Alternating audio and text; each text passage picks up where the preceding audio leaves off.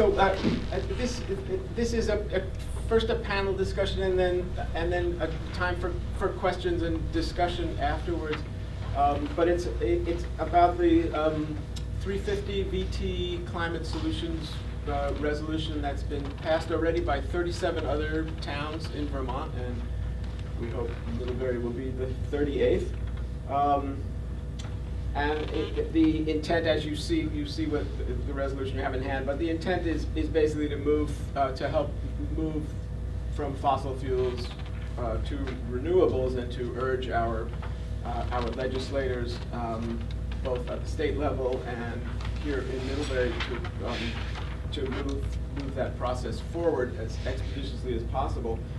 Our panelists, and I'll briefly introduce, but each will introduce themselves, I think, a little better after when they start talking. But we'll try and limit our remarks to a little less than 10 minutes or so there's then plenty of time for discussion afterwards.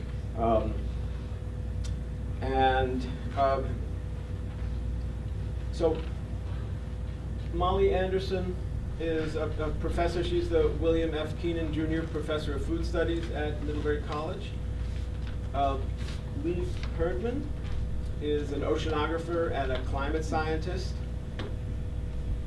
Ashley Bolger is here from 350 VT, where the Climate Solutions Resolution began. Cora Kircher is a student at Middlebury College, and she's part of the Sunday Night Environmental Group, who have been just really dynamos for environmental issues and recently divestment issues at the college, and have been very successful with fossil fuel divestment issues. And I'm Jack Mayer. I'm a local pediatrician and writer, and I have a background in public health. And when I'm talking, I'll give a little more background on that. So I think we'll start with Ashley to talk a little bit about 350 VT and where this resolution comes from, a little more about it.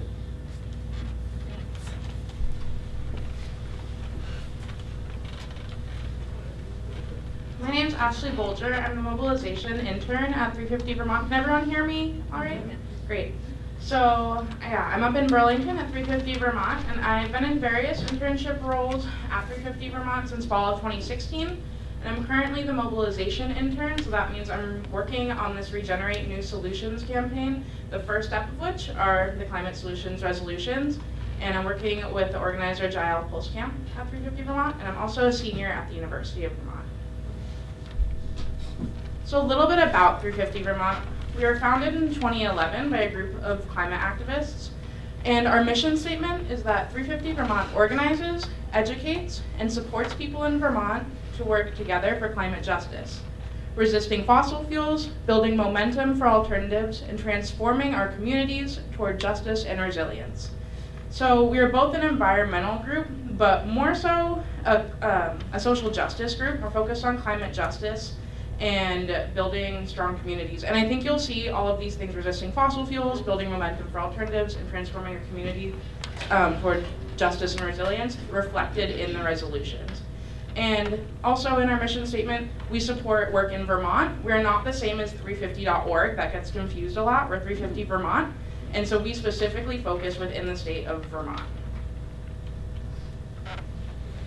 So why do we have all these resolutions?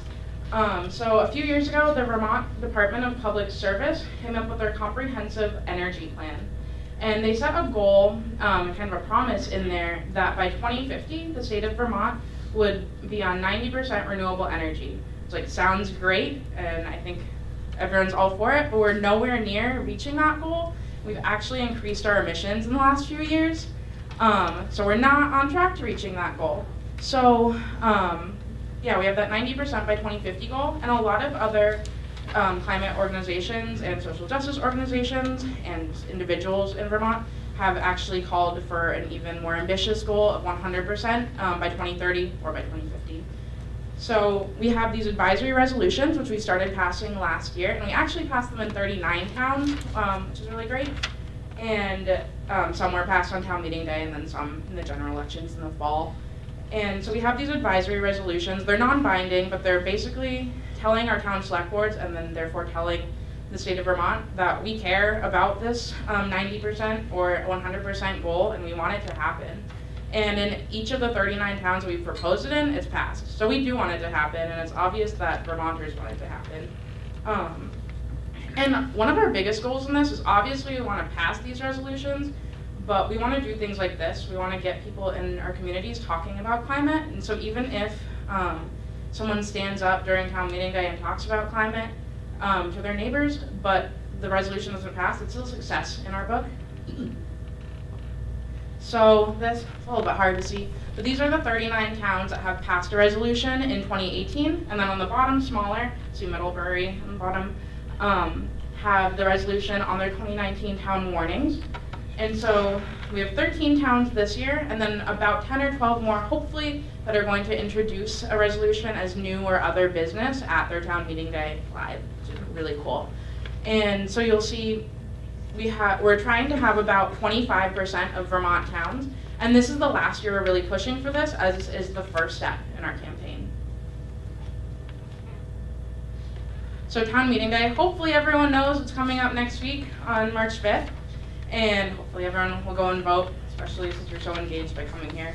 And so there are 3 ways to get a resolution like this before a town select board. So basically first, a group of people from your community will come together and draft up the resolution. The wording changes from town to town depending on the specific needs of that community. But the first way is to get signatures from 5% of the town's registered voters and then bring that petition to the select board, and it'll be put on the warning. Secondly, the people in the town could go and just talk to the select board and do a petition straight with there without getting the 5% voters. And then thirdly, a way that we're really relying on this year is to introduce it as new or other business. And each town meeting is run differently in different towns. So at some town meetings this is allowed and some it's not.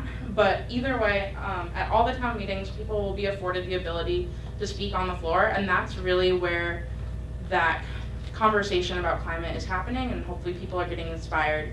So people can speak for or against any resolution that's on the floor, and we have had public speaking trainings to help people learn to talk about their community's climate. So, as I said, the exact wording of each resolution in each town is a little bit different, but we have 3 main demands. So number 1 is to halt any new or expanded fossil fuel infrastructure like pipelines. Pipelines have been a really big issue in Vermont, like with our Vermont gas pipeline, which there are actually 3 bills, 2 in the House and 1 in the Senate in Vermont right now to try to stop new fossil fuel infrastructure. So that's really great. That's something we're supporting. So that's number 1. And then secondly is to firmly commit to at least 90% renewable energy for all people in Vermont. And then at least 90% renewable energy, and that's varying from town to town, but as our 350 Vermont goal and with other groups is that we're ready for 100%. And then thirdly, to ensure that the transition to renewable energy is fair and equitable for all without harm to marginalized groups or rural communities. So that I think is one of the most important elements of this, is that this isn't just a transition to get people who already have lots of money, Teslas and big solar panels on their house. This is for everyone, because climate change affects everyone, especially those marginalized communities and rural communities more than anyone. So we're making sure that we're really paying attention to making sure that we have a fair and equitable transition. So as I said, this is just our first step of our Regenerate New Solutions campaign. And we do have 3 main goals for this overall campaign. So it's to create and share a vision for local communities to achieve a just transition, or a fair and equitable transition, to identify and remove barriers to the transition off of fossil fuels, and organize and support local initiatives for grassroots solutions outside of the state and corporations. So we are putting pressure on the state to do their part, but also we're organizing in local communities to really put the power in the people. And so we don't just want the people in the town to pass a resolution and pat themselves on the back and call it a day there. We are calling for people in the next step of our campaign to meet with their neighbors, meet with your communities, and come up with the ways that your community specifically can combat climate change on your town scale. So one resource that we're using for this is the Drawdown Project, and that is it's a kind of a research project that lists the 100 most effective ways to combat climate change, and actually in their whole science of it, actually can like slow it down and start to reverse climate change. It's a really cool project. And there are solutions, like one of the top, I think the number 2 solution, one of the top 5 is to reduce food waste. So that's something we can do in Vermont. To educate women and girls, that's something we can do in Vermont. So we're using this as one resource to help communities come up with things that they can do in their own backyards to prevent climate change from furthering and hopefully try to reverse it. So thank you so much for having me here, and thank you so much for being here. We're so happy that Middlebury's decided to have these resolutions on your warning. And yeah, go out and vote on March 5th. And if you have any questions, obviously with the Q&A portion, you can email. My email is ashley@350vt.org, and then Jael is the main organizer on the town meeting day resolutions, as well as the whole Regenerate New Solutions campaign, so that's her email as well. And we have a ton of resources, just information about the campaigns on 350vermont.org/regenerate. Thank you so much, and so that you're all at the polls on March 5th.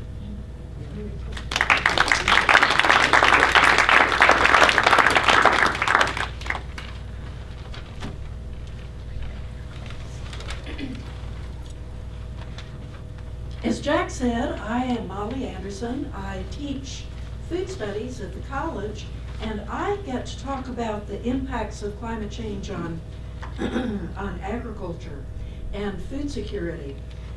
Agriculture is one of the few places where there's actually a good story about climate change, because agriculture has the potential to mitigate, to actually draw carbon out of the atmosphere.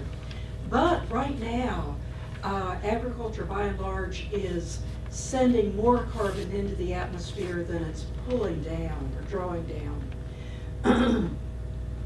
We often think of tropical forests as the last big carbon sink in the world, but actually pasture is more effective at drawing carbon out of the atmosphere acre for acre than tropical forests or temperate forests. So that's something we have a lot of in Vermont. I'm going to be talking a little bit, mainly in the Q&A, about the solutions, the ways that agriculture and specific practices within agriculture can withdraw carbon, but I want to go over the headlines for how climate change is going to affect agriculture and food security. That is serious bad news, and in my view, it's not getting nearly the attention that it really deserves. I've been reading a book by David Wallace Wells that just came out called The Uninhabitable Earth, Life After Warming. Anybody here pick that up? You can get a copy over at the Vermont Bookshop. Just came out within the last month, I think. And I think it's really excellent. It starts out, he doesn't pull any punches. It starts out saying, it is worse, much worse than you think. The slowness of climate change is a fairy tale, perhaps as pernicious as the one that says it isn't happening at all. And it comes to us bundled with several others in an anthology of comforting delusions, such as that global warming is an Arctic saga, that it's strictly a matter of sea level and coastlines, not an enveloping crisis that spares no place and leaves no life undeformed, that it's a crisis of the natural world and not the human world, that we can distinguish between the natural world and the human world, and that somehow we can set up protections from the natural world. We can't. We absolutely can't. Wealth can't be a shield against the ravages of warming. And another delusion that many of the people in this country have fallen prey to is that we'll have some miraculous solution, some geoengineering solution that'll come to us just in time so that we won't have to make any changes in our lifestyle. We can continue on just as we've been going and voila, everything will be fine. But all of those delusions are false. And David Wallace Wells goes into detail on explaining exactly what is going on in a number of areas. But I'm going to focus just on impacts on producing food and being able to feed ourselves. There's a new report from the Intergovernmental Panel on Climate Change that will be issued next August on climate change, desertification, land degradation, sustainable land management, food security, and greenhouse gas fluxes in terrestrial ecosystems. You can probably imagine why they just call it the report on climate change and land. Even though it's not available yet, I was able to review the chapters from the last draft, and I'm not allowed to cite, quote, or distribute the chapters, but I can certainly tell you in my own words what those chapters said. And as you know, the IPCC, the Intergovernmental Panel, is the group that issued the report last October that said we have only 12 years to make drastic changes in order to avoid going beyond this 1.5 centigrade limit that's been set as basically the safe limit. Although I don't think it's the safe limit. We aren't at that point yet. We're at 1.0 degrees Celsius warming now compared to pre-industrial times, and we are already seeing devastating effects. The California wildfires, a number of effects on plant productivity and food supplies, effects on water, on drought, on flooding. But it does look like we're going to hit that 1.5 degree Celsius point by 2030. That seems almost inevitable. And on our current path, without dramatic changes, within the next few years, we'll reach 3 degrees of warming by the end of the century. So within the lifetime of our children, we'll be at 3 degrees, which is way beyond what anybody on Earth has ever dealt with before. What we know now is that food systems, and by food systems I mean that whole network of activities from food production through consumption, including waste disposal, has complex interactions with climate change at every stage. The UN Food and Agriculture Organization talks about 4 different aspects of food security. They talk about availability, access, utilization, and stability of food supplies, and each of these is affected seriously by climate change. Right now in the world, there are at least 821 million people who are chronically undernourished. It's a number that's increased over the last 3 years. After several decades of going down, it looked like we were on the right track as far as ending hunger, but the numbers of hungry people are going up. And I would say that 821 million is very conservative. The measure that's used for that, you have to be practically starving to count in that 821 million people. The FAO attributes that rise in the number of food insecure people to climate change and wars. But there are a lot of other reasons that are feeding into that. More climate change, more wars means more migration, a lot more migration, and more people who will need food yet have been dispossessed from their land. They're not able to produce food, but they will definitely need to be eating food. Climate change is already affecting food supply through changes in temperature, water availability, the occurrence of extreme events like droughts and floods, pest outbreaks, and the concentrations of carbon dioxide. Yield increases in crops have stagnated or actually reversed in most countries. For every degree change Celsius in global temperature, the yields of the major staple crops, wheat, corn, rice, soy, decrease by about 10% on average. So by the end of the century, when we have probably about 50% more people total yields will be down by about 50%. A few areas have been able to expand production, like northeast China, but the soils in those lower latitudes, closer to the poles, just aren't suitable for crop production.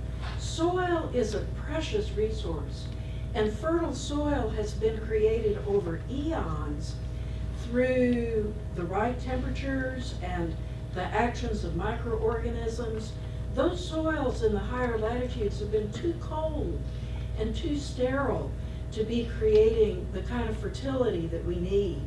Soils in the United States were once 8 feet on average across the United States, but now they're only 9 inches. We've lost a lot of that precious soil, mainly because of the agricultural systems that we've adopted just since the 1950s. Pests that were once controlled by regular frost and freeze cycles are moving north. You all know about ticks, but as winters become warmer on average, we're also seeing a lot of pests that are affecting crops moving north. And the beneficial insects that might be able to keep those pests in check simply have not evolved with those pests. So they're not able to deal with them, and we're not able to deal with them yet.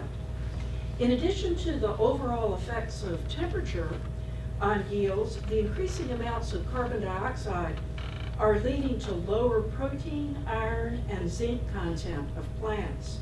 So even as more CO2 means that leaves are getting thicker, there's more crop growth, more yield. That's the case with crops like wheat that use the photosynthetic pathway that we call a C3 photosynthetic pathway. Even as yield might be going up because there's more growth, the crops are getting less nutritious.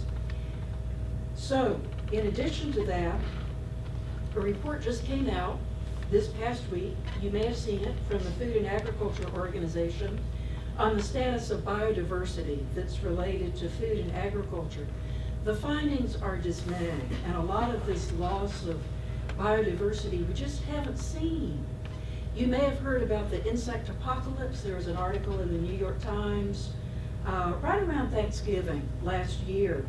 What that means is that the number of insects has dropped radically. Germany did a study in natural reserves and found that in the last 27 years, the number of flying insects has decreased by 90%. In the United States, the population of monarch butterflies fell by 90% in the last 20 years. Rusty-patched bumblebees, which I'm sure are good for something, they once lived in 28 states, but the populations dropped by 87% over that same time period. We just don't know enough about insect biodiversity to really understand the full extent of this, but it's really serious. Insects are just kind of the canary in the coal mine of the loss of biodiversity, and this biodiversity is critical for food and agriculture for a number of reasons. It's essential to keep our soils fertile, to pollinate plants, to purify water and air, to keep fish and trees healthy, and to fight these crop and livestock pests and diseases. So, just to keep things in perspective, right now, the global food system accounts for about 40% of total greenhouse gas emissions. That's the latest number from this IPCC report, which you'll be able to see in August. And I wish I could just copy it and give it to you, but I can't. A lot of that comes from carbon dioxide and nitrous oxides that are released from deforestation and burning in order to plant more crops or raise animals, but also methane coming from food waste. Every single food system activity now is releasing greenhouse gases. In the United States, we see a lot of those greenhouse gases coming from fertilizer production and application, but also from food refrigeration and from food waste. In poor countries, developing countries, we see a lot more of the greenhouse gases coming from the food production end. they aren't wasting nearly the amounts of food that we are. They can't afford to. But that's not to say that our methods of food production aren't tremendously wasteful and need to become more efficient, as well as switching to a totally different way of growing food. Right now, we're releasing greenhouse gases by tilling soil, by producing and applying nitrogen fertilizer, by raising livestock that releases methane, and by releasing more methane by growing rice. Those are the main ways that we're emitting greenhouse gases from our food systems in this country. But the good news is that agriculture can be a solution. And I know that we only have about 10 minutes per person, so I'm going to wait for the solutions to the Q&A, but I have a whole list of things that we can be doing with agriculture. We have a stellar example right here in the room, John Turner, who just got the Spirit in Nature Prize this past Sunday for the work he's been doing at Wild Roots Farm. He's using permaculture, and that's one example of the ways that agriculture can be shifted to continue producing plenty of food, but also not only stop emitting so much carbon, but actually sequester it in the soil so that we could be sequestering about a third of what's needed to close that emissions gap that we dramatically need to close. So I'll turn things over to Lee, but stick around for the solutions.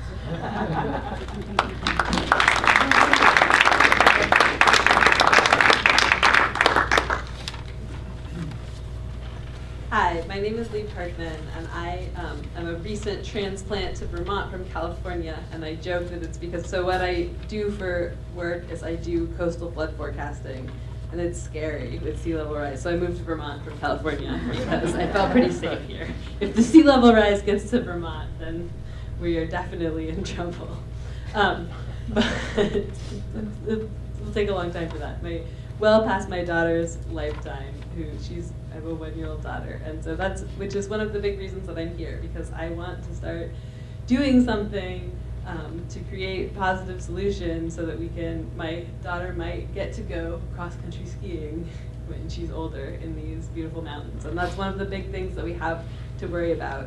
I'm just going to tell you a few of the highlights or lowlights, possibly, depending on how you look at it, from the National Climate Assessment that just came out and that is now, even though it's created by the federal government, some members of the federal government are trying to modify after the fact, but it's already been printed, and there's a few copies over there if you guys are interested to get one. And you can also, it's also all online, so you can find it yourself if I did bring enough for everyone. But one of the big things we have to worry about in the Northeast in particular is that we, in Vermont and in New England in general, the seasonality is really central to this region sense of place, and it's an important driver of the economies. So winters have been warming 3 times as fast as summers, and when we have less distinct seasons with milder winters and earlier spring conditions, we're altering the ecosystems, environments in ways that really impact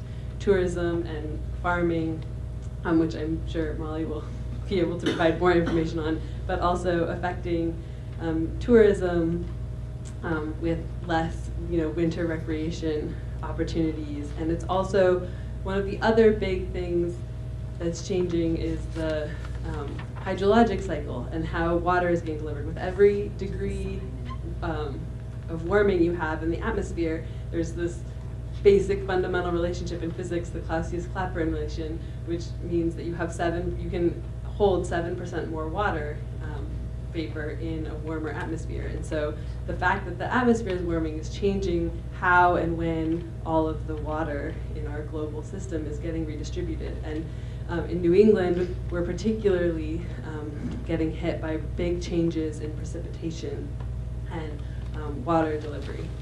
So, and that means that we have to start worrying about things like a lot of our towns have combined sewer overflow systems if they have sewer systems. And when you have big rain events that, we have these bigger, more intense rain events, we can't prevent the combined sewer from overflowing, and so that has major impacts on our water quality and can lead to harmful algal blooms and things like that. We've seen major changes in the timing of snowmelt and the stream flow that's related with snowmelt. So since 2000, from 1960 to 2014, there are watersheds in Vermont that have seen the peak stream flows associated with snowmelt are already 10 days earlier than they were in 1960.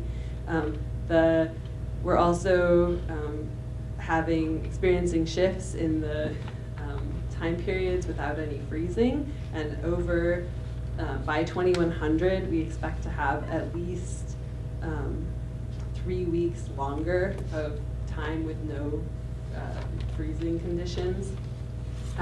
The ocean off New England, which I know we don't feel like we're that affected by, but when the ocean is warmer, that also increases the evaporation and can keep kind of hurricane forces going stronger and lead to larger rainfall events. Also, along in the Gulf of Maine and the northeast continental shelf has actually been warming faster than the rest of the global oceans, and it's warming faster in the summertime. So since 1970, they've had 2 degrees of warming already in that region of ocean, and a lot more of it has been in the summer. And that's causing changes in the geographic distribution and biomass for a bunch of marine species, which we care a lot about because they're tasty, like lobster and cod. And some of the species are just able to move further north with the warming water, and so they're doing okay, but other ones are not doing so well, like the Gulf of Maine cod has shown dramatic decrease in biomass, and same with some lobster species. So those are some of the depressing facts about climate change, but we do have solutions, which is what we're here to talk about. If we stop emitting and we stop doing stuff today, or start working to uptake carbon instead, then there is a chance that we can actually go back to the carbon dioxide levels that we have. And it's gonna cost money, but it will cost money if we don't do anything. There's a great chart at the end of the National Climate Assessment that goes through the costs of all the annual economic damages that these are annual economic damages. So the numbers are big, and it's something that they expect to happen every year. From extreme temperature mortality, if we don't do anything, it will cost us $141 billion a year. So it seems like maybe the cost up front of investing a little bit in improving our infrastructure and improving our energy systems might go a long way. And some of the other, and even if we don't get all the way back to, having no emissions, if we just hit sort of a midline scenario. So there's the different representative concentration pathways that they talk about in the IPCC. So there's the extreme one, which is called RCP 8.5, and the midline one, which is RCP 4.5. And if we just hit the midline one, we will save ourselves 100% of the losses, the economic losses in terms of winter recreation that we would expect as compared to if we do nothing. So even just hitting the midway point is a great place to get, and will end up saving us lots of money and pain and time, because the California fires were mentioned earlier, and my hometown is one of the ones that was burned 2 years ago, and I can tell you that when it's not just a news story, it's a really painful, stressful event to have these things happening to your family and friends. And when, I'm sure many of you have had friends and family in the area, maybe with Hurricane Sandy, and when you don't know what's going on and there's all this uncertainty, it can be scary. So it's definitely worth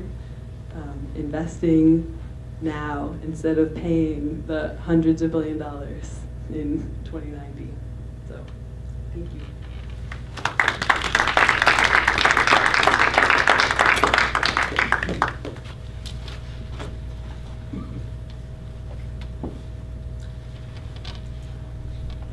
So I'm a primary care pediatrician, but I also spent part of my career as a public health in public health, and have a master's in public health, which I obtained at the Columbia University School of Public Health, studying the air pollution, and the pediatric environmental group that I worked with at Columbia is also now looking at pesticides and their effects on children. One of the most famous pathologists in the history of medicine, Rudolf Virchow, who was a Russian pathologist, said politics is medicine writ large. And I think that everything we have heard today, and thinking about this climate resolution solution, there's a political element to this, but really at the base of all of this is our fundamental well-being, all of our fundamental well-being. So I want to take us back to the early 80s.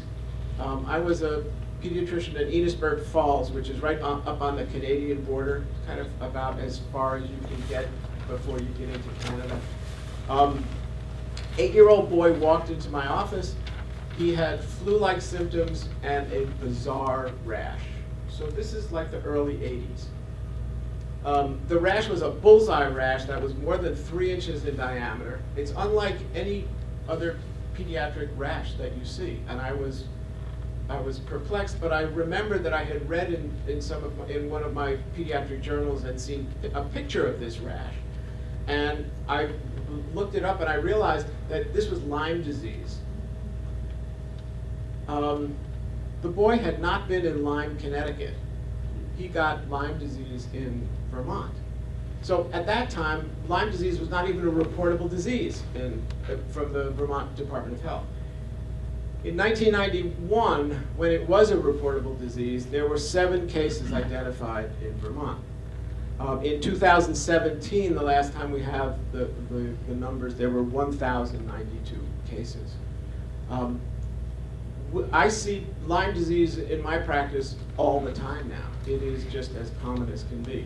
So the Lyme disease is a kind of bacterial, it's a spirochetal bacterial disease that's transmitted by ticks, by these little black-legged ticks, sometimes called Ixodes ticks, the deer tick. And the range of this tick has, if you can map the range of this tick out, and it's clearly associated with warming, because these ticks will not survive in colder environments. So the spread of this tick has been I think this boy who I saw was another canary in the coal mine. And as we watch the spread of these ticks, we're seeing the diseases that they carry.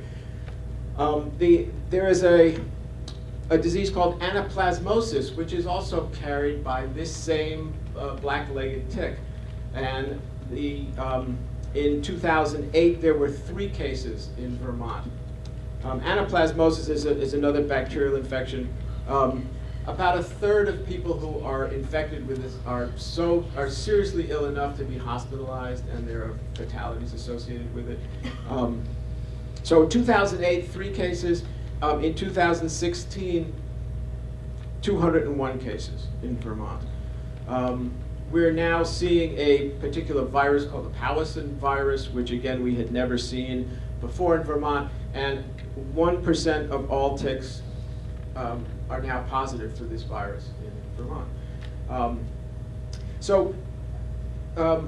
West Nile encephalitis, West Nile virus. In 1999, the first cases were seen in the United States. It is now found in every Vermont county. Eastern equine encephalitis, another viral disease that is carried by mosquitoes, and now we're talking about a different vector, not the tick, but the mosquito. And the mosquitoes are, we see a very similar kind of environmental phenomenon in relation to global warming, in that the range of the mosquitoes is, they're coming further and further north. So Eastern equine encephalitis, in 2012, there were the first 2 deaths from eastern equine encephalitis in Vermont. One was in Addison County, the other was in Rutland County. 10% and the deer are the reservoir for this virus. And in Vermont, 10% are now seropositive, and the incidence is increasing. And we've tracked it coming up from Massachusetts and now into New Hampshire and into Vermont. Warming temperatures also increase the amount of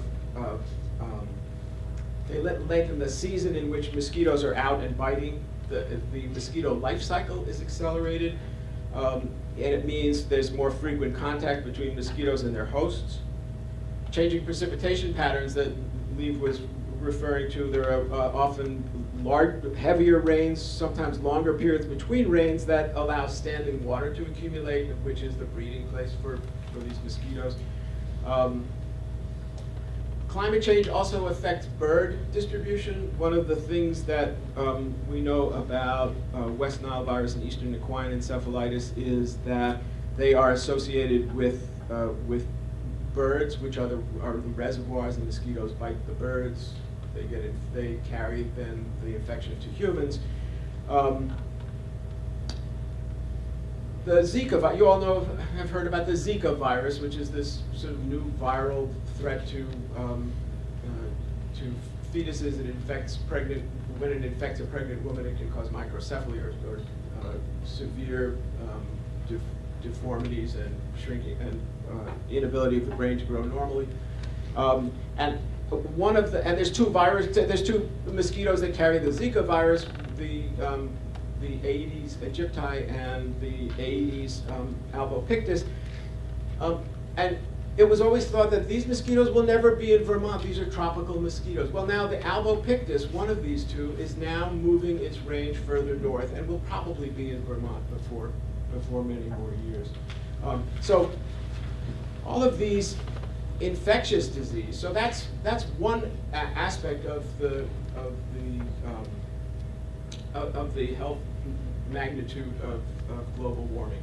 But then Molly was talking about nutrition, about poor quality of crops, more pests, more reliance on fertilizers and pesticides. Already we can measure the amount of pesticides that are in children, and you don't have to be a farm worker to have pesticides. Things like DDT all of you have DDT in your fat somewhere, I can guarantee it, or one of the metabolic products of DDT. Migration, all of these affect the health consequences for populations.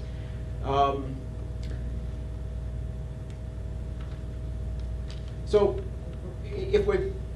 I was speaking here locally about Vermont, but then I think we also have to have a global consciousness about the health effects of global warming, and we know about the wildfires, heat waves, record number of heat deaths this past summer, air pollution, population dispersal and migration, heat-related deaths.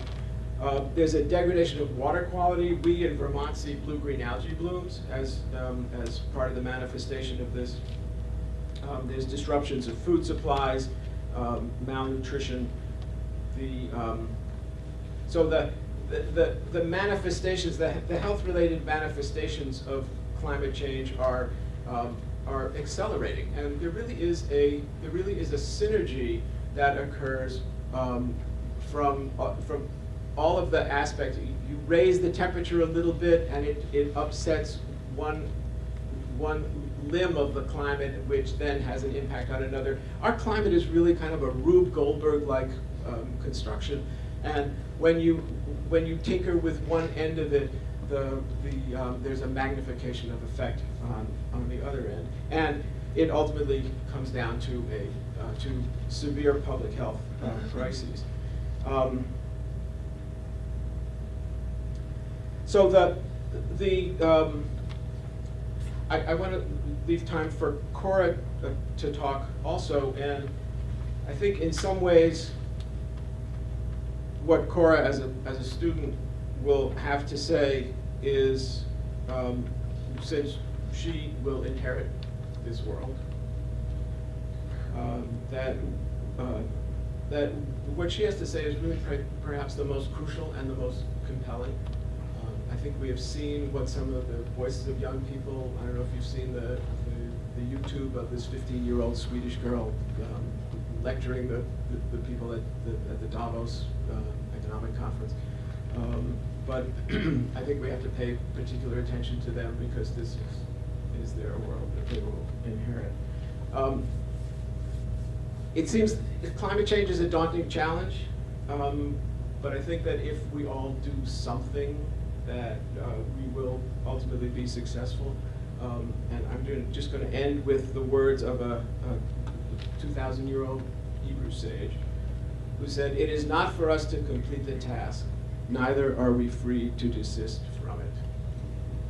So, Cora.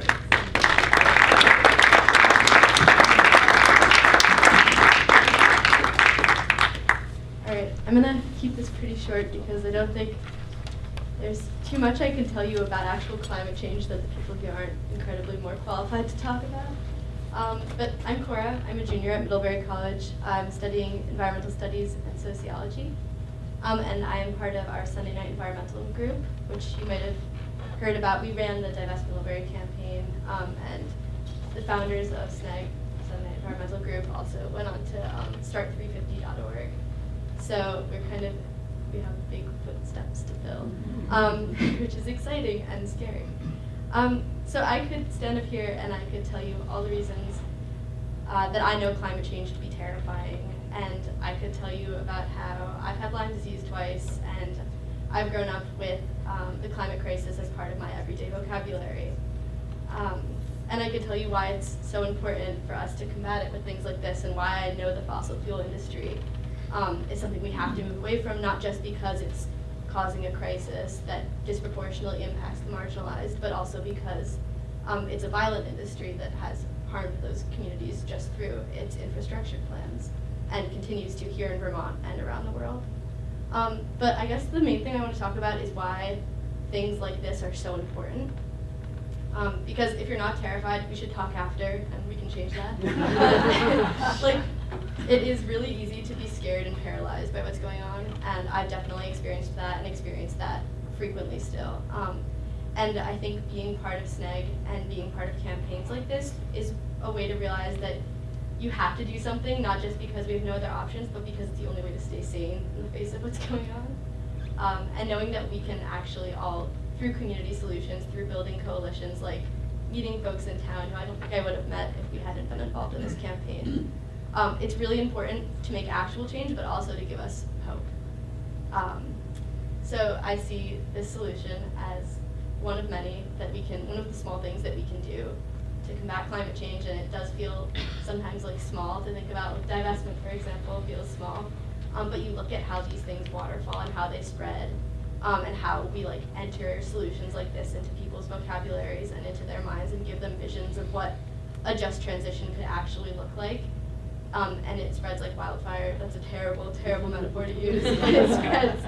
And there's a lot of power in that. So I'm just saying, thank you all so much for coming, and it's really, really nice to meet other people who are really excited about doing something about this really scary thing. Yeah.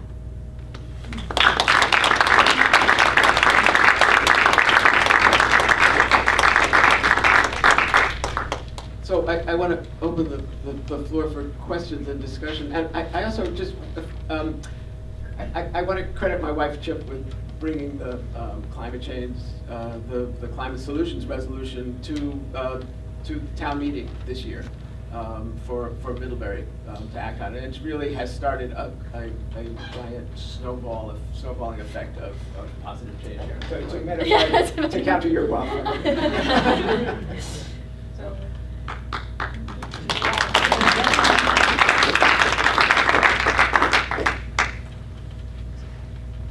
Yes. Oh, yeah, use the microphone, please. I want to thank the panelists for reminding us again how urgent the issue is. I'm on the Middlebury Select Board. We have a powerful energy committee, one that I served on for many years. And I thought, well, we don't really need this resolution because we're doing the work. You know, we have this energy committee, it's just passed a policy that, you know, that any energy system that we look at for our town buildings should be renewable energy, or we should get a quote for a renewable energy option. So of course, you know, the barrier for us as homeowners as well as in local government and other levels of government is money. You know, and we're under enormous pressure to contain the budget.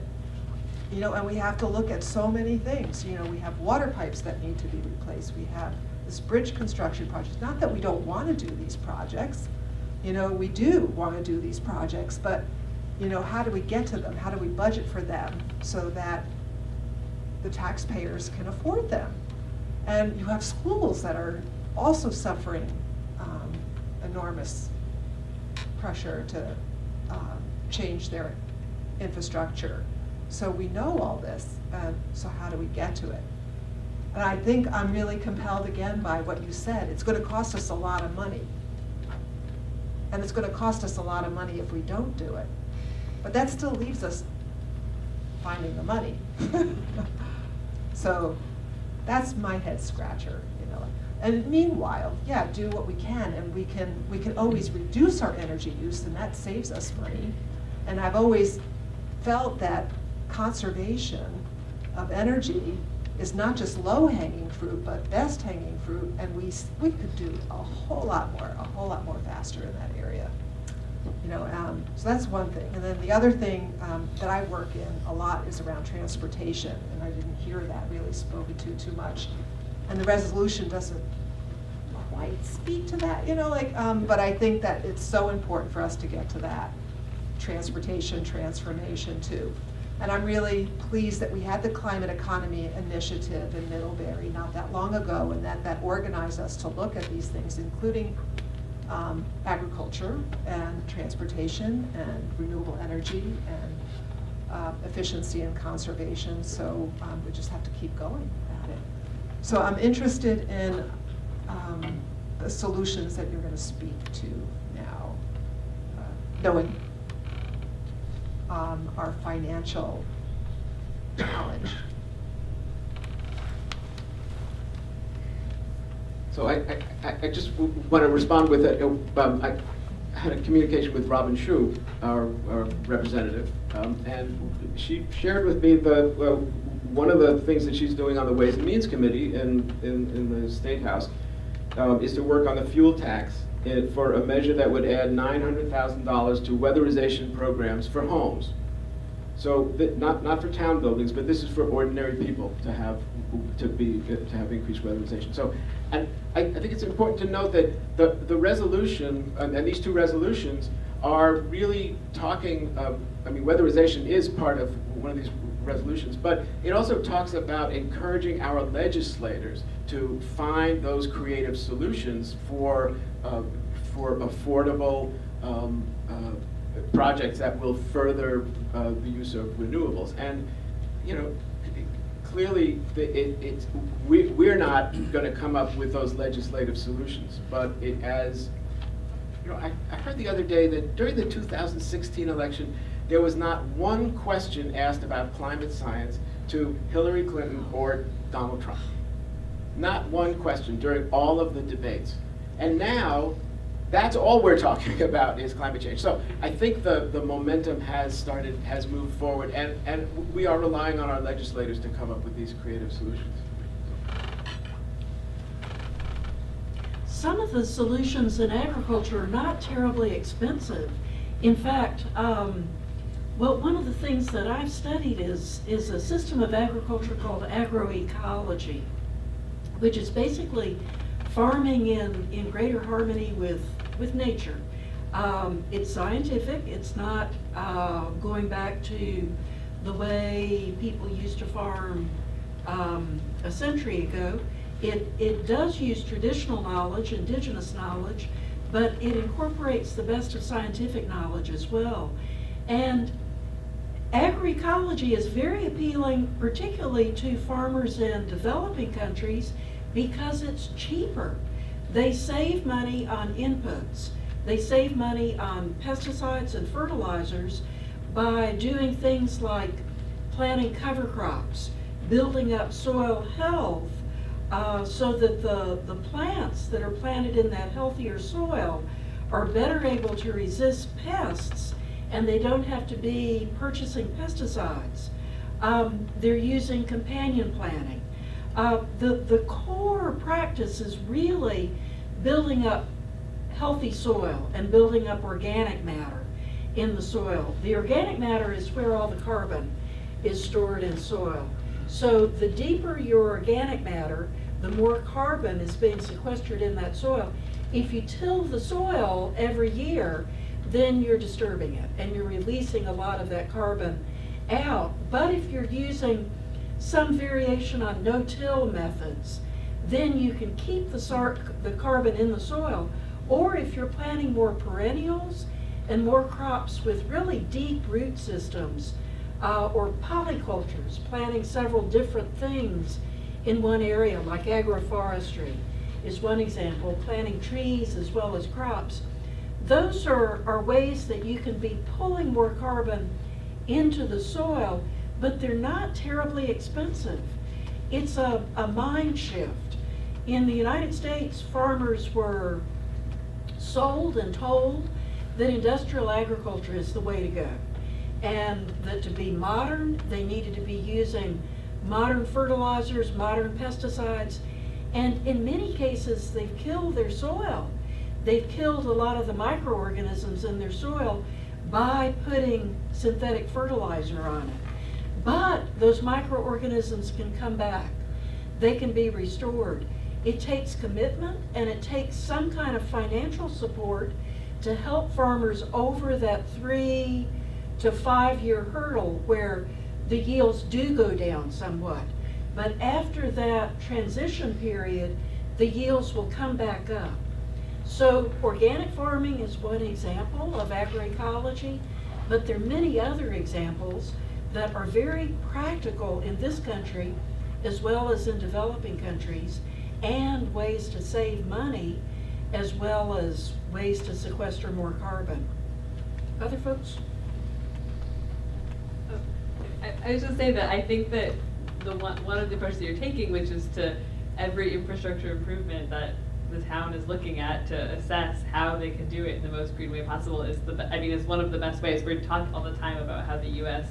has like an aging infrastructure crisis. I know, like, cement blocks were just falling out of a bridge that my mom has to drive over every day. So like, as they, when they have to go to rebuild that bridge, what the government needs to do is add space for a train line or for bicycle paths and things like that. And so I think that that's a marginal cost, and that we're going through the process of improving as we renew and improve infrastructure, that we need to do it with a very forward-looking, both forward-looking in terms of how will this infrastructure need to be different because of climate change? Like, we might need to expand, make our bridges over rivers be able to handle more stream flow if we're going to have more peaks. We don't want the bridges to wash out. So both adapting to the anticipated changes and then also leaving space on our bridges for alternative transportation and other things. And I think that that's something that we can push for, is that those are little nibbles, of improving infrastructure slowly.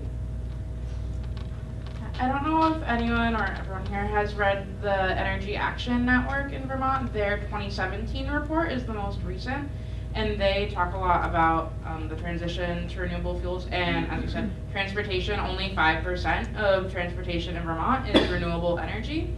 That's the smallest amount of any sector is transportation. And that report is really comprehensive and useful for looking at benchmark solutions until 2030 and 2050, and they talk a lot about different solutions with the budget in mind, and specifically in Vermont. So the Energy Action Network 2017 report is definitely something to look into if you haven't seen that yet.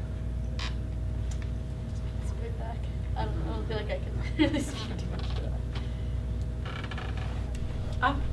I'll run it.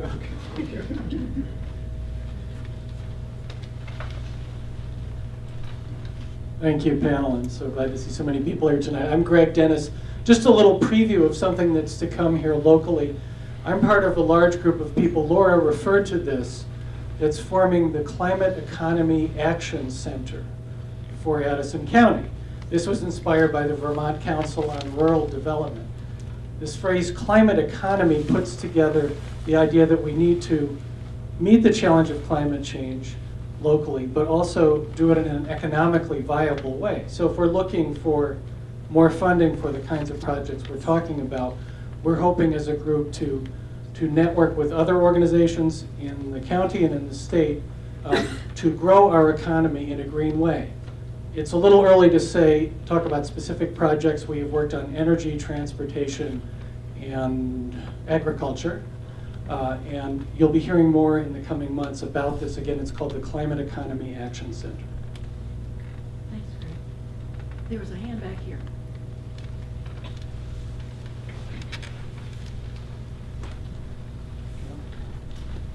Yeah, I'm Howard Woodlitz. I'm on the Energy Committee. It was nice to have Chip and Jack come to our last meeting. You know, I'm hearing a lot about the devastation of climate change. It would be really, and you're going to get into solutions, but I think what I'd like to hear about is there a way to do a best practices? Is there a way to collect these ideas? I mean, all of us, I'm sure we're coming here tonight because we care about this. But I think what I'd like to see is what can we do on a local level? You know, we're always trying to come up with good initiatives for the energy committees, and we have other energy committees represented here. So it's, you know, ideas. It's ideas that we're looking for. It's if there are 39 other towns out there that are looking into this, they must have some ideas. So is there some kind of a way to collect best practices and put it out there and give us ideas of what we can be doing at a local level? I could give a little bit of an answer. I think Ashley had mentioned the Drawdown Project. Paul Hawkins started a website of solutions, the most effective solutions for reducing the amount of carbon that's out there. And that's basically, we've got to do that. We've got to reduce consumption, but we've also, in one way or another, we've got to get some of that carbon out of the atmosphere. So that's one place to look. There's a very complete website that you can check. I'm also involved in a project that is collecting different ideas and assessing them for food and agriculture measures to put into the Green New Deal. And we don't have a product yet to provide, but I'm hoping that we will soon, of what are really the best things to do, the most feasible and most effective strategies that we can take. What is the website? What is the website? You keep mentioning a website. The website is just, if you were to Google Drawdown, DRAWDOWN, you'll find it. Or Paul Hawken Drawdown, you'll find it. You guys want to add anything else in response to that question? Is yours in response? Yes, it is. I'm Fran Putnam. I'm in Waybridge. I'm the chair of the Waybridge Energy Committee, so I'm not going to be able to vote for this next week, but I certainly would if I were from Middlebury. I did want to say that this is a political step that the town is taking and will be taking, and I think there are other political steps. And I know that there's some people here, some young people who are part of the Sunrise Movement who are pushing the Green New Deal. And this is a way of putting political pressure on our representatives from all the way from the local all the way up to the national level.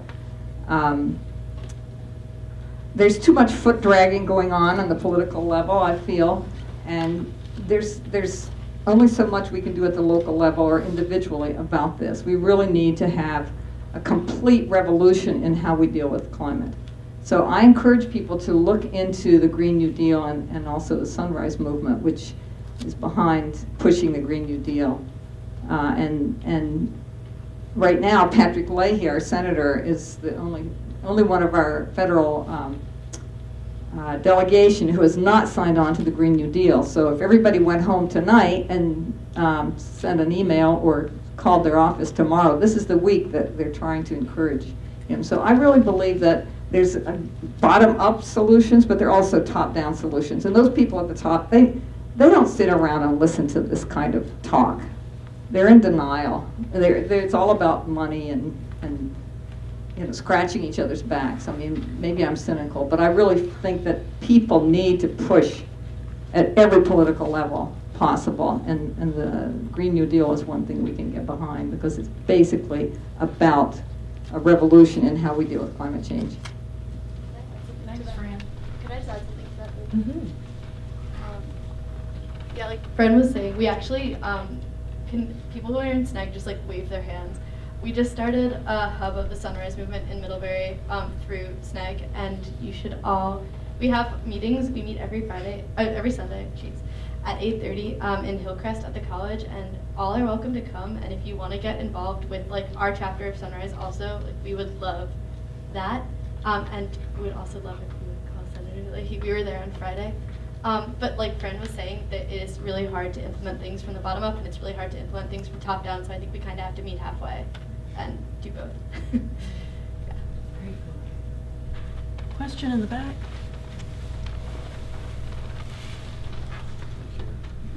Hi, I'm Richard Hopkins. I'm a relative newcomer to Middlebury. I'm in the first wave of climate refugees from Florida.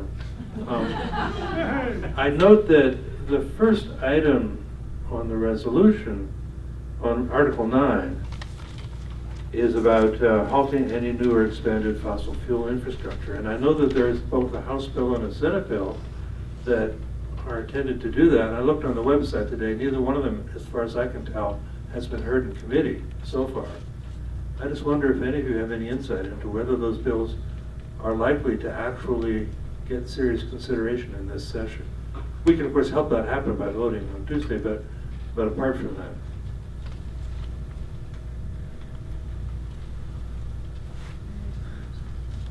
Anybody able to respond to that? Kind of. Okay. Yeah, so you're correct. There are 2 House bills right now and a Senate bill. One of the House bills and the Senate bill are basically just that, halting any large-scale fossil fuel infrastructure. And then the other House bill is to stop the use of eminent domain to expand fossil fuel infrastructure. So if the other House and Senate bill were to pass, that one would kind of just be lumped in with that. I don't know what the likelihood is of them being heard. Hopefully soon. They do each have a fair number of co-sponsors as well, so they are gaining traction, and some of it with bipartisan support too.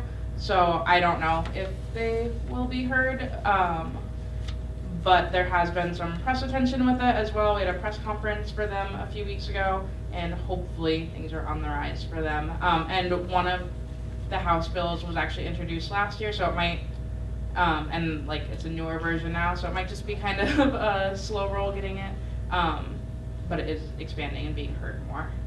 I just hope we're not dealing with what are called climate peacocks, people that like to posture for the right thing but don't actually act. Yeah, I know that at least, yeah, definitely. At least one of our, the Mari Cornish, the representative from Addison who introduced one of the House bills, she is definitely, she's on our board, she's a big climate activist, so I think these are like definitely real allies that we have in the movement, and hopefully the co-sponsors and the supporters are as well.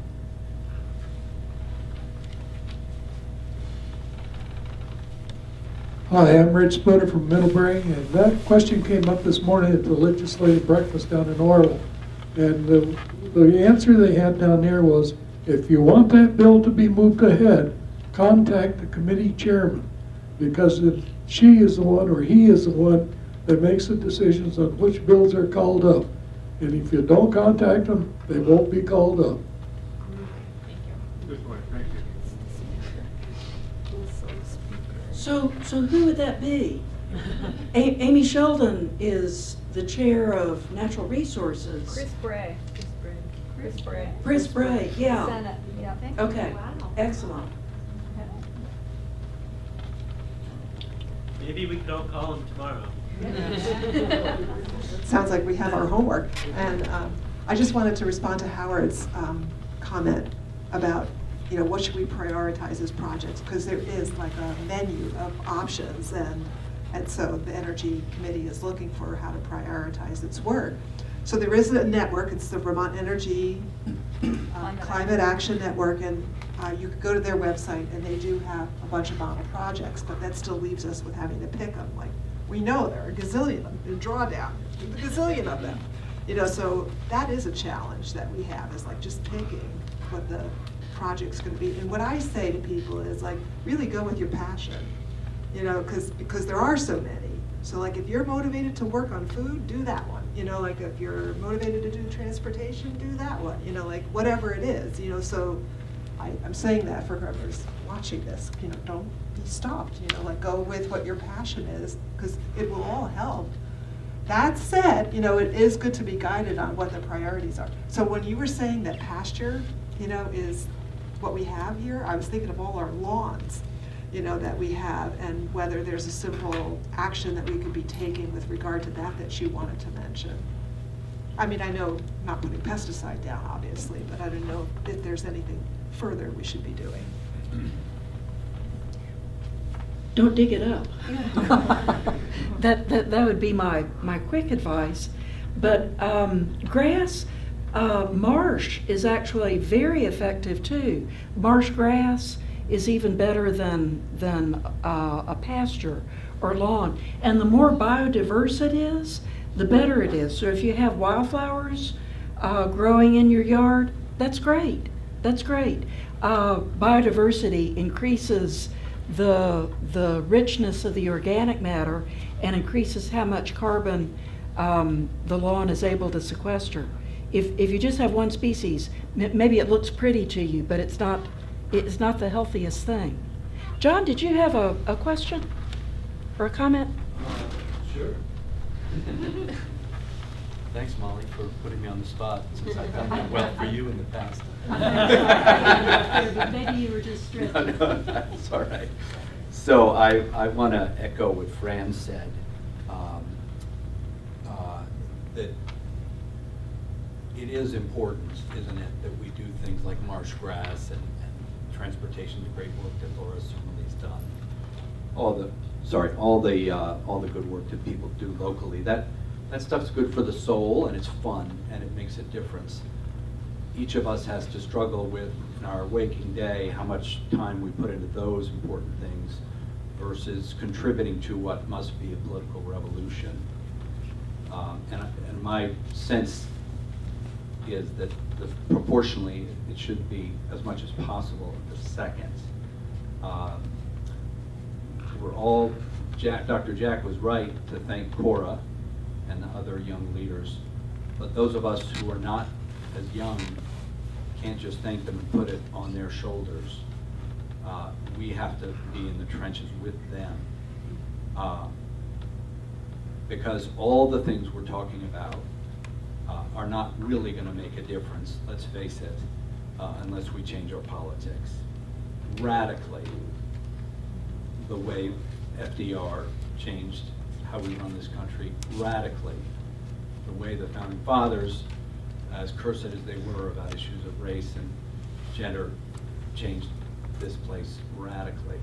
We need that, and that's what we need to fight for, it seems to me. And support people who are looking at, to go to what Danella Meadows talks about, kind of levers for change. For example, in the last 24 hours, Governor Jay Inslee, who may run for president, has said maybe we should get rid of the filibuster in the Senate. Imagine if we all work very hard and join up with others around the country and not only get a very progressive person in the White House, but enough senators get this that are greater than 51 or even 50, and we do something radical, like get rid of the filibuster, then you can start to conceive of change. But short of those radical changes, we're not going to get the top-down we need. And that's the inspiration of Sunrise, certainly the information of Green New Deal. I would say for students here, as well as community members, you have two of us, professors, digging in on this. I'm privileged to work with Fran in my ES 401 class right now on how Vermonters can plug into all this. And then my colleague Dan Suarez is revamped his entire environmental policy class to make it about the Green New Deal. I'm just looking at this quote here that many of you know. I'll finish with this. So Dr. King was shot on March 4, 1968, but exactly a year before he gave his, what some consider his best speech. John Lewis says it was his best speech on the Vietnam War. This is the one where he said, "We're now faced with the fact that tomorrow is today. We are confronted with the fierce urgency of now." And there is a thing, as he says, as being too late. So that's where we're at. And we know what those leaders did in the 60s. Yes, many of them were young, but they were supported by elders. And it's that urgency that I think the town is trying to tap into with this excellent resolution. And so I am thankful to the people who've done that. Thanks, John. Cora has something. Oh, sorry. Go Cora? ahead. Should, Yeah, just go ahead. Okay. Well, also to get more involved here, so Cora already mentioned the Sunday Night Environmental Group meets at Middlebury College, Hillcrest 103, 8:30 to 9:30 on Sunday. But not this Tuesday, but next Tuesday, the day of the vote. We're trying to do a big sort of last second get out the vote campaign. So we'll be outside the polls for pretty much the entire day, just asking people, have they heard about the Climate Solutions Resolution? Or even people going by like, hey, did you plan to vote today? You could walk in there and vote in 10 minutes. So we could really use your help with that. And I do have all your emails, so I'll be sending you an email. And then also after this, partially in order to support the statewide binding ban on fossil fuel infrastructure, 350 Vermont is organizing a march that goes from Middlebury to Montpelier, correct? And it's 4 days. It's very similar like the original founding 350 march. And it's April 4th through 8th. So just to get that early on your calendars, because first thing, all climate legislation is important, but this too, similar legislation has been passed in both cities of Portland and a county in Washington. It's never been done at the state level. And Vermont really has the opportunity to do this. And a ban on new fossil fuel infrastructure would mean things like no BT gas pipeline, let's not even consider it. It would mean things like no Keystone pipeline, let's not consider it. No new refineries, no new mines, or no new anything like that. And that's really a critical first step that we could take. Thank you. I was just going to respond to your question really briefly because it is really overwhelming. But I was going to say, like, maybe that's a really good question for, like, people, I don't know, Professor Anderson, Professor Eistrom, and people who are in environmental studies program at the school. Like, maybe we should be forming a committee so we can all work together to, like, sort through and help figure out what the heck to do. I took a class with Tim Parsons, who's the arboriculturist at the school my freshman year. And we ended up, our final was to like work with the town tree board committee, I don't remember the name, which that's a committee apparently, to help decide like what types of trees the town should be looking to plant. And a lot of that was like, what's most advantageous for us to do in the face of climate change? What tree species should we not plant a lot of because these things are coming in? And I'm sure that there are a lot of ways that students and professors at the college would love to get involved in like helping be strategic about that. I know I would be interested in that personally. Yeah, that's all. Yeah. I think also just to underline that everything that is done that raises the visibility and the conversation about climate change contributes to a cultural change, to a consciousness change in people. I remember during the 60s, it was if the people will lead, the leaders will follow. And I think, again, just what we've seen in the last 2.5 years, since the primary debates in 2016, And now everybody is talking about climate change. It's like there's been a cultural shift. So I think we can be encouraged. I don't need the mic for this, but I have the list of the House Energy Committee that's considering the ban on fossil fuel infrastructure. So if you would like, thanks to 350 Vermont, Julie sent this out. So if you would like that list of just a few people to email to say no new fossil fuel infrastructure in Vermont, and let's not allow eminent domain for pipelines, please see me after and I'll email this to you. Great. Do we have one more comment in the back? And did you have your hand up? Okay. I think it's yours, John. I wanted to speak to what Fran mentioned about the need for a revolution. It's hard to understand how much we have been constrained by the past half century of very rigorous and very persuasive and very intentional daily claims that the government cannot work to improve the lives of people, and that we can't afford to do the things that we need in order to improve the lives of people. But that's a lie. It's not true. It never has been true. And I don't know if you noticed, but we live in a kleptocracy. If you look at the tax bill that were passed last year, it was just a big giveaway. There was nothing for the people. It was a big giveaway to oligarchs, essentially. So we can't afford not to afford what we need to do, essentially. And the government can work. We can have policies that will improve the lives of people and that can address this problem. And we need to stop just kind of rolling over and taking it when we hear from our politicians that, I'm sorry, we don't have enough money to do that, or that's not politically feasible. It's all a lie. It's not true. Our government can work for us. We need to say that every day to ourselves and to everyone else we meet.